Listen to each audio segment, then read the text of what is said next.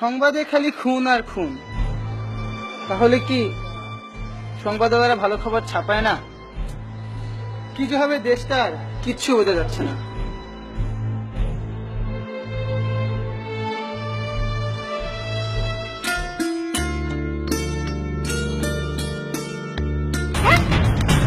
ভাল লাগে না এই ঘর সংসার, খালি কাজ আর কাজ। উফ, কি হলো, এত রাগ কেন? রাগ কেন বুঝতেছে না কেন? তোমার সংসারে কাজ করতে করতে আজকে আমার জীবনটা তামা তামা হয়ে গেল। আচ্ছা বলবে তো কি হয়েছে? কি হয়েছে? এতগুলো ফ্যামিলি মেম্বারের রান্না বান্না কাপড় চোপড় ধোয়া আমার পক্ষে সম্ভব না। এটা নিশ্চয় কোনো হোটেল ভাড়া না। তুমি বাড়ির বউ, তোমার তো কাজ করতেই হবে। আমি তোমার বউ, তোমার বাবা আমার চাকরি না। আমারই তো বাবা মা। রাখো তোমার বাবা মা। বুঝতে পেরেছি, এক কাজ করো, তুমি সবাইকে বলো নিজ নিজ কাপড় ধুতে, আর তুমি মেপে মেপে রান্না করো, সবাই মেপে মেপেই খাবে। আর শোনো, অফিসে যাবো, গোসলে পানি দাও।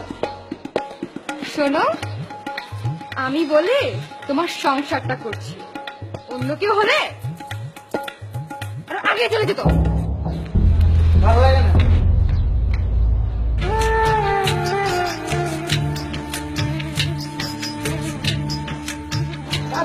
কি করছো? খাবার খাচ্ছি দাদু, তুমি খেয়েছো? জি দাদু খেয়েছি। এই কটা ভাত তুমি আলাদা করে রেখেছো কেন দাদু? এতটুকু ভাত তো দাদির জন্য। আমি যদি পুরোটা খেয়ে ফেলি, তোর মা তো তোর দাদিকে খাবার দিবে না, তাই। হ্যাঁ কি বলছো দাদু, তুমি পুরোটা খাও, আমি দাদির জন্য ভাত এনে দিচ্ছি। আরে না না, দাও দাদু, আমি তোমাকে খাইয়ে দিচ্ছি। না না, দাদু খাও না দাদু। এত জোর করে যখন বলছিস তাহলে খা। খাবো দাদু, খাও। ছেলের আমার আমার প্রতি অগাধ সম্ভ্রম, দাদু প্লেটটা দাও, দাদির জন্য ভাত এনে দিচ্ছি। আমার বৃদ্ধাশ্রম।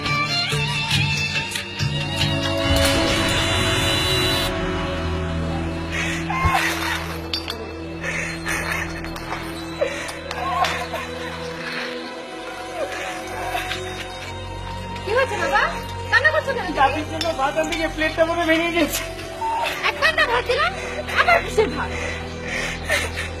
এইটুকু ভাত তো দাদুরই কিছু হয় না, দাদির কিভাবে হবে? এখন কান্না করছো কেন তুমি?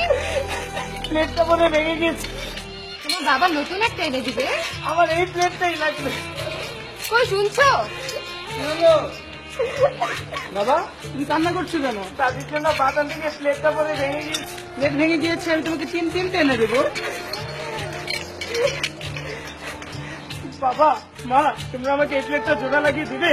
এই প্লেটে কেন জোড়া লাগিয়ে দেবো বলবে তো? তোমরা যখন দাদুর মতো বুড়ো হবে, আমি তোমাদের এই প্লেটেই খাবার দিব, ছেলে আমার মস্ত মান মেপে মেপে দিব। অফিসার, মস্ত ফ্ল্যাটে যায় না দেখা এপার ওপার। ছেলে আমার মস্ত বাবা, আমার অনেক বড় ভুল হয়েছে, আমি আমার ভুল বুঝতে পেরেছি।